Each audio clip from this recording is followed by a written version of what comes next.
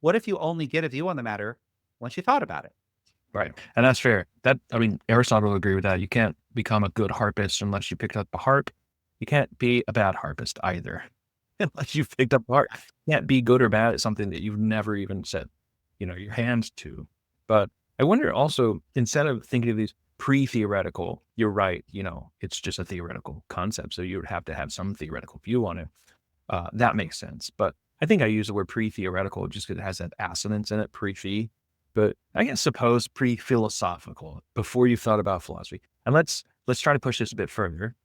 Um, we know in child development and psychology that your mind is like a steel trap up to like a certain age, right? And you can remember commercials, and you have this nostalgia and this vintage, like when they show up in your social media feed, a certain 90s commercial goes viral, you're like, I remember that. Haven't thought about that in 20, 30 years.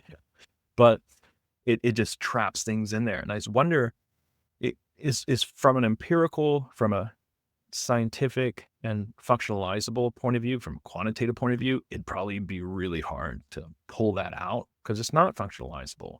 It's not quantifiable. Like, how would you set the parameters? Like, how would you know who would be a good judge of their own memory? You know, and then you'd have to know. I mean, they do say like hindsight is 20/20, so maybe this would be the best case for asking someone. Like, let's just think about, what they did think at one time. But yeah, that'd be the only way. I don't want to belabor the point, but I thought of that as you were thinking I about.